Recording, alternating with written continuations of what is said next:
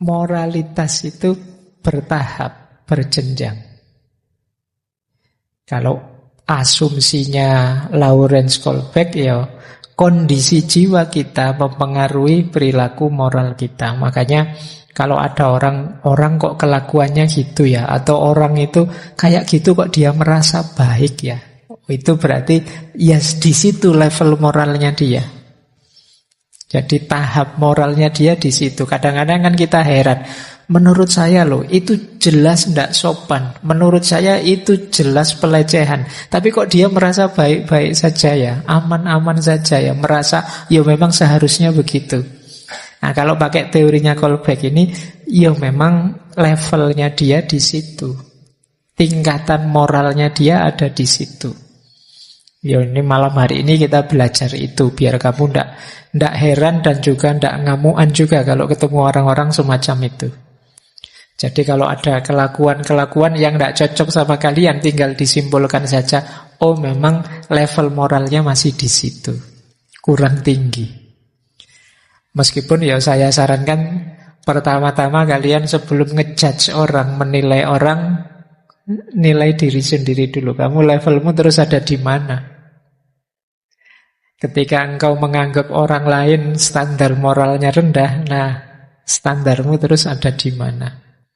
Malam hari ini kita cek ya, nanti kita ada di mana kalau pakai teorinya Kohlbeck ini. Moralitas kita ada di titik mana.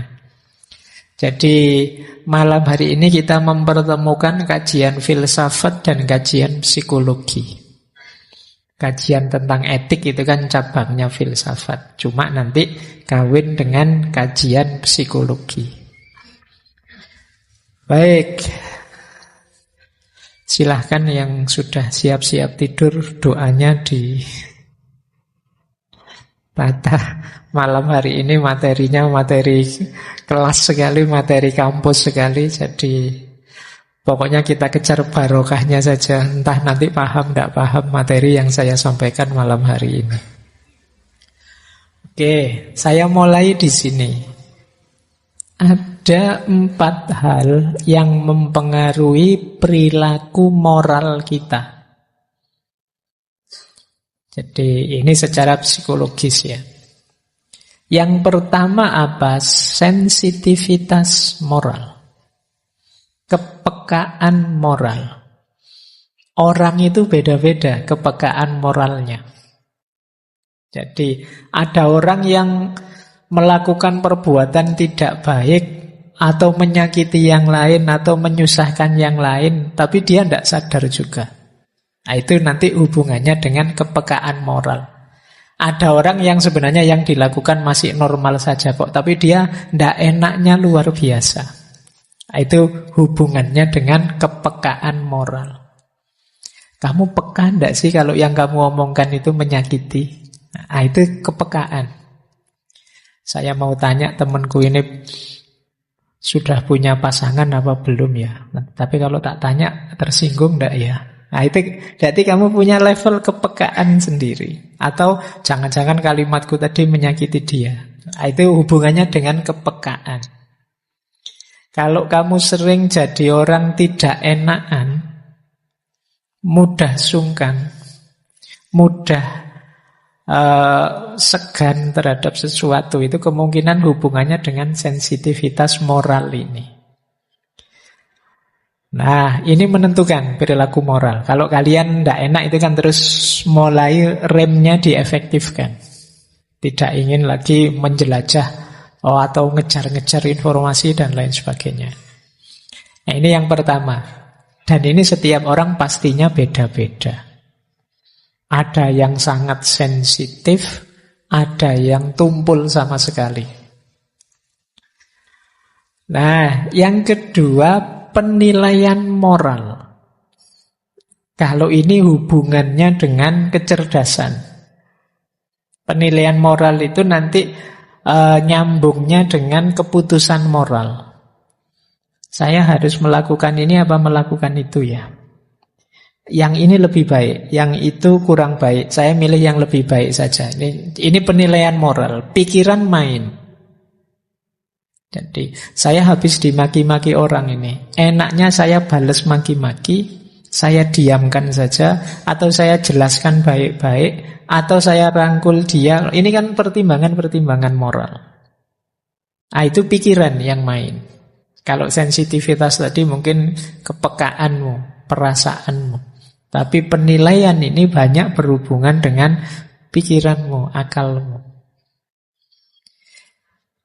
Ada yang menyebutnya pertimbangan moral. Pertimbangan itu berarti mempertimbangkan, menimbang-nimbang. Enaknya ini atau itu ya. Ini harusnya saya bersopan-sopan ke dia atau saya lugas saja ngomong apa adanya. Ini pertimbangan moral. Oke, jadi pikiranmu dipakai. Jangan dikira kalau moral itu tidak pakai mikir. Dulu pernah kita bahas satu sesi kecerdasan moral, kecerdasan etik, dan berpikir etik. Oke, kalau tiba-tiba kalian misalnya ya sedang enak-enak ngaji gini, terus teman-teman yang ada di sebelahmu batuk terus, misalnya, ayo kamu melakukan apa? Kamu hibur dia, kamu keluar ngambilkan minum, jangan-jangan dia memang butuh air, atau kamu hibur saja, atau kamu doakan saja. Ya Allah, semoga temanku tidak batuk-batuk lagi. Apa begitu saja? Apa yang kamu... Loh, itu kan pikiranmu kerja. Jadi itu yang disebut penilaian moral. Nanti ini berhubungan dengan keputusan moral. Oh, ini yang saya pilih. Nah, yang kedua itu. Jadi moralitas seseorang itu berhubungan dengan sensitivitasnya, berhubungan dengan kecerdasannya. Yang ketiga juga berhubungan dengan motivasinya. Dorongan dari dalam dirinya untuk berbuat baik, untuk milih yang lebih baik. Ada loh orang itu yang tahu kok secara pikirannya dia ini lebih baik, dan dia sadar kalau ini menyenangkan orang atau menyakiti orang, tapi motivasinya kurang dia. Alah, ngapain sih capek-capek melakukan itu, sudahlah. Nah, ini berarti motivasinya kurang untuk melakukan kebaikan. Jadi kalau bahasa agama, niatnya kurang kuat. Kalau niat kurang kuat ini kan kamu tahu kamu harus melakukan apa, tapi tidak melakukan apa-apa. Atau ya melakukannya setengah hati. Nah, ini namanya motivasi moral. Biasanya ya lawannya kemalasan moral, demotivasi moral. Kamu tidak tahu yang baik dan buruk, tapi tidak ingin melakukan yang baik dan menjauhi yang buruk. Yang keempat baru implementasinya. Kalau implementasinya itu gabungan antara tiga tadi plus situasi konkretnya. Jadi ini namanya penerapannya, implementasinya. Jadi sensitivitasmu ditambah kecerdasanmu untuk menilai sekaligus motivasi dalam dirimu, terus dikonkretkan lewat anggota tubuhmu di tengah masyarakat. Ini namanya implementasi. Disitulah perilaku moral lahir. Jadi dipengaruhi oleh 4 hal ini sekaligus. Jadi kalau kalian ingin menganalisis perilaku moral seseorang, kalian tinggal bagi, sejauh mana dia sensitif, sejauh mana kecerdasan moralnya bekerja, sejauh mana dia termotivasi untuk melakukan perilaku moral itu, dan implementasinya seperti apa. Nah, ini 4 hal yang berpengaruh dalam perilaku moral kita. Ya, ini yang membuat setiap orang itu bisa beda-beda perilakunya. Karena apa? Sensitivitasnya beda-beda, kecerdasannya juga beda-beda, motivasinya juga beda-beda. Jadi, maka keputusan moralmu dengan temanmu, mungkin dengan adikmu, dengan keluargamu bisa saja sangat jauh berbeda. Kenapa? Isi komponen 3 tadi beda, sehingga implementasinya beda-beda. Oke, baik. Nah, ini silahkan nanti kalian renungkan ya, perilakumu sejauh mana kamu sensitif secara moral, peka. Sejauh mana kamu cerdas secara moral, dan sejauh mana kamu termotivasi untuk jadi orang yang bermoral. Ada loh orang yang tidak termotivasi jadi orang yang bermoral. Banyak mungkin orang yang putus asa dengan moral. Alah Pak, saya bermoral, akhirnya saya yang paling sulit, saya yang paling sengsara. Saya toleran bantu teman, terus akhirnya ya saya susah sendiri, teman-teman ketawa-ketawa enak. Saya paling sumpek misalnya. Terus dia putus asa dengan moral. Ada yang begitu. Nah, silahkan kalian renungi ya, profil moralitasmu itu bisa diambil dari 4 variabel ini. Lanjut. Nah, sekarang kita mulai masuk ke teorinya Kolbeck. Tahap-tahap perkembangan moral. Kita awali dari dasarnya yang mempengaruhi Kolbeck. Yang banyak disebut orang berpengaruh tentu saja gagasan psikoanalisisnya Freud. Ini tulisannya Freud. Biasanya kalau mahasiswa baru membacanya masih Freud. Tidak apa-apa, masih murni berarti masih asli. Belum terpengaruh barat. Oke. Nah, teman-teman mungkin masih ingat ya, kalau di teorinya Freud, komposisi psikologis kita itu kan isinya 3. Id, ego, dan superego. Jadi hidup kita itu ada 3 komponen. Id itu bawah sadar, ego itu kenyataannya, superego itu ideal-ideal. Termasuk ideal moralitas. Nah, kalau id tidak kelihatan, kalau ego itu diri kita yang kelihatan, kalau superego itu dari luar diri yang masuk ke dalam diri. Jadi, kalau di teorinya Freud kan id itu biasanya muncul secara tidak sadar demi ketika kita ingin senang atau menghindari rasa sakit. Biasanya orang itu begitu mengejar kesenangan atau menghindari rasa sakit, aslinya kelihatan.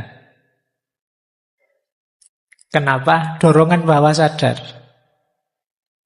Misalnya kalian fobia apalah, ketinggian. Oh itu kan kalian selalu begitu tahu, wah ini nanti saya kalau ke sana ada ketemu ketinggian ini saya minggir sajalah. Atau fobia kegelapan, atau fobia. Itu kamu secara instingtif bawah sadarmu nuntun kamu untuk menjauh. Itu it. Kalau ego itu realitas dirimu, kenyataan. Jadi, nah sementara superego itu moralitasmu. Jadi keinginan untuk jadi manusia yang baik, ideal-ideal yang ada dalam hidupmu. Nah, kalau itu prinsipnya kenikmatan menghindari rasa sakit, kalau ego itu prinsipnya kenyataan, nah kalau superego itu prinsipnya moralitas, idealitas. Jadi ini yang main dalam diri kita. Superego itu ideal. Kalau ego itu real, asli. Kalau yang id itu kenikmatan, kesenangan, menjauh dari rasa sakit. Nah, moralitas yang superego itu biasanya isinya standar-standar. Ini loh yang baik, ini loh yang seharusnya. Jadi dirimu itu bagian dalam 3 lapis itu. Ada egonya, ada id-nya, ada superegonya. Superego inilah nanti letaknya moralitas. Standar-standar ideal kebaikan yang kamu akui, yang kamu terima. Jadi ini levelnya seperti itu. Nah, superego ini loh nanti yang tadi kamu akui, kamu terima itu berkembang, bertahap, sesuai usiamu, sesuai umurmu. Nanti kita lihat ya teorinya eh, siapa Kolbeck ini, perkembangannya seperti apa, dan sekarang kamu ada di tahap yang mana. Baik, jadi ini mudahnya dasarnya ini. Berarti nanti kalau pakai Freud ini wilayahnya ada di ranah superego. Ideal-ideal, standar-standar yang jadi rujukan tindakanmu. Kalian melakukan apapun, itu kan selain dorongan diri kan juga standar yang kamu pakai. Jadi hidup ideal menurutmu itu yang kayak gimana? Saya kira ini namanya standar.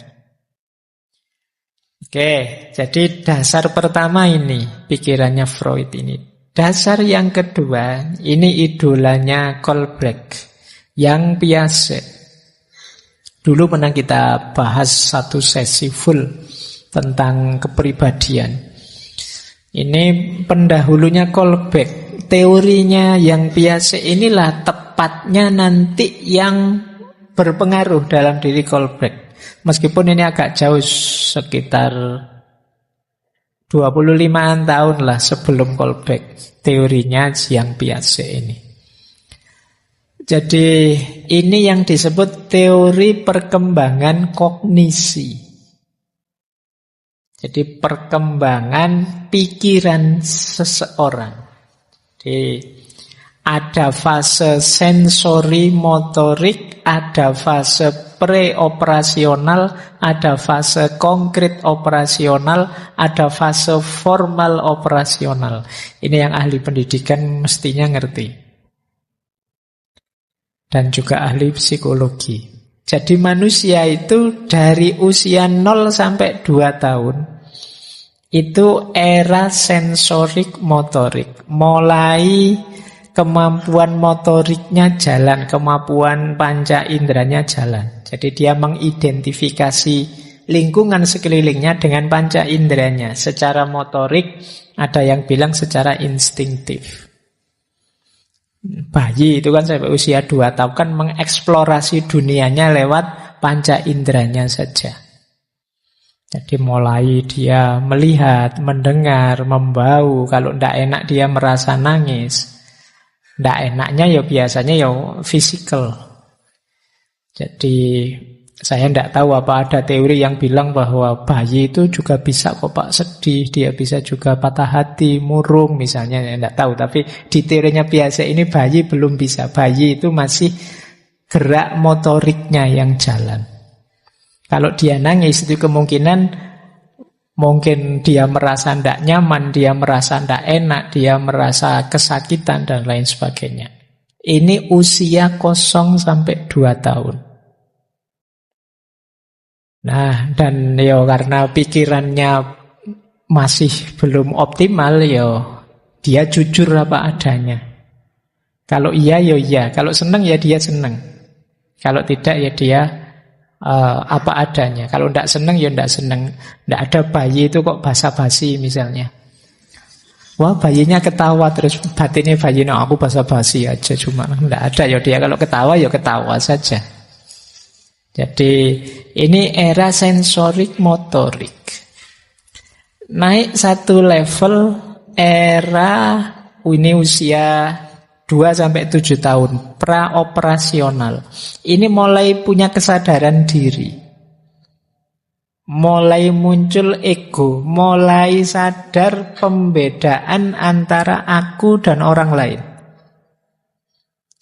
Mulai muncul pembelaan pada keinginanku dan kepentinganku. Ini 2-7. Ini makanya kadang-kadang usia-usia ini itu ya cerewet-cerewetnya, ngeyel-ngeyelnya. Karena akalnya baru hidup, baru sadar, wah aku itu ternyata sosok yang berbeda dengan yang lain. Aku punya keinginan. Aku punya tujuan sendiri. Ya, tujuan hidup yang sejauh kemampuan dia berpikir. Masih untuk mencari senang. Nah, coraknya egosentris. Jadi, mulai bisa ngomong, mulai bisa menerjemahkan realitas dalam kata-kata. Tapi masih egois, level dirinya sendiri saja yang difikirkan. Ini era pre-operasional. Makanya kalau ada teman-teman kok sudah besar kok sangat egois, jangan-jangan kamu usia batinmu tidak beranjak dari 2 sampai 7 tahun itu. Yang dipikir dirinya sendiri, terus tidak pernah mempertimbangkan orang lain. Nah, yang ketiga ada konkret operasional. Kalau ini sudah mulai bisa berpikir cerdas, berpikir kritis. Pikirannya mulai utuh, 7 sampai 12 tahun. Makanya kan ada hadisnya itu kan, anak-anak yang usia 7 tahun mulailah perintahkan sholat. Dia mulai, pikirannya mulai jalan memang. Mulai bisa diinstruksikan. Mulai bisa berpikir logis. Kalau saya begini, begitu. Wah, ini mulai bisa merancang, enaknya saya itu begini. Biar saya untung begini. Ini usia 7 sampai 12. Usia-usia begini, misalnya kalian suruh apa? Biasanya mencari keuntungan konkret jangka pendek. Ayo kamu sholat, nanti tak beliin HP. Itu dia senang. Ayo ikut puasa yuk, nanti kalau bisa sampai maghrib, hadiahnya adalah buka puasa. Coba doa ya. Jadi ini anak kecil senang. Jadi pokoknya menghitung-hitung apa keuntungan yang dia peroleh, karena dia berpikirnya sudah logis. Dan sudah mulai mencair egosentrismenya. Dia mulai bisa merasakan kesenangan-kesenangan dalam berbagi dengan teman, dengan sesamanya. Makanya usia-usia ini kan dengan temannya sangat kuat ikatannya. Senang-senangnya bermain. Konkret operasional. Nah, puncaknya orang dewasa itu 12 tahun ke atas. Kalau pakai bahasa agama ini saatnya balik sudah. Kalau yang cowok berarti waktunya khitan, waktunya sunat. Nah, ini dianggap sudah matang emosinya dan pikirannya. Sudah mampu berpikir abstrak. Sudah mampu berbagi, sudah ngerti perannya di tengah masyarakat. Ini umur 12 ke atas. Nah, ini boleh kalian cermati ya. Kelihatannya kan rentang usia ini mirip-mirip dengan misalnya fikih. Antara balik lah, antara dewasa lah, nah ini 12 tahun ke atas. Setelah itu ya sudah dianggap manusia dewasa. Meskipun untuk nonton film dewasa nunggu 17. Sekarang malah ditambah. Sekarang film-film itu tidak 17. Saya lihat tulisannya 18.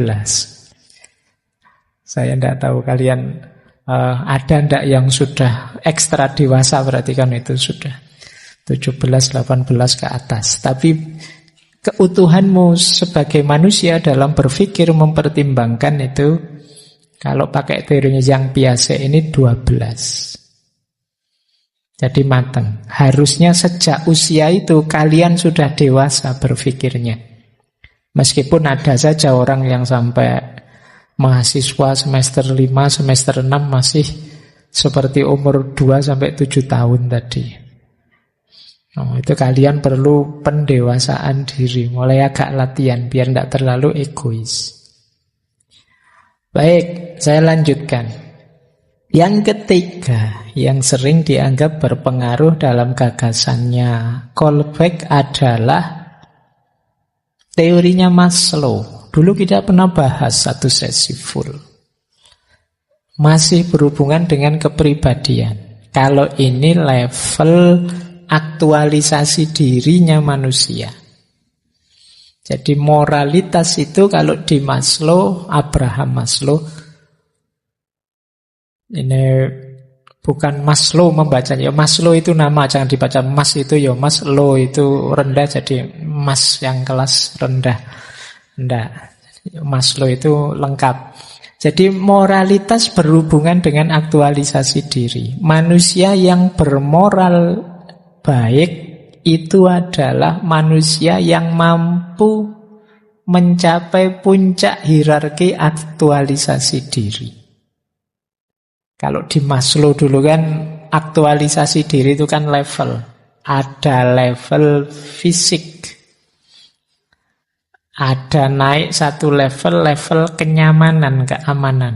Ini dua level pertama ini sebenarnya kebutuhan dasar. Orang kalau terpenuhi kebutuhan dasarnya baru naik ke level rasa memiliki dan cinta. Kalau fisiknya belum beres, sulit naik ke level selanjutnya. Kalau kalian fisiknya sakit misalnya, wah urusan cinta-cintaan nanti dululah. Sembuh dulu, sehat dulu. Kenapa? Yang bawah belum terpenuhi. Kalau dalam situasi tidak aman misalnya, dalam situasi perang nyawamu terancam itu ya mbok ada orang wira-wiri cakep juga tidak di pikiranmu gimana caranya selamat. Nah, kebutuhan dasar terpenuhi dulu baru naik level. Nah, kebutuhan rasa memiliki, cinta, dan juga penghargaan. Nah, ini levelnya lebih abstrak. Kebutuhan psikologis. Dan puncaknya aktualisasi diri. Jadi kebutuhan puncakmu itu aktualisasi diri.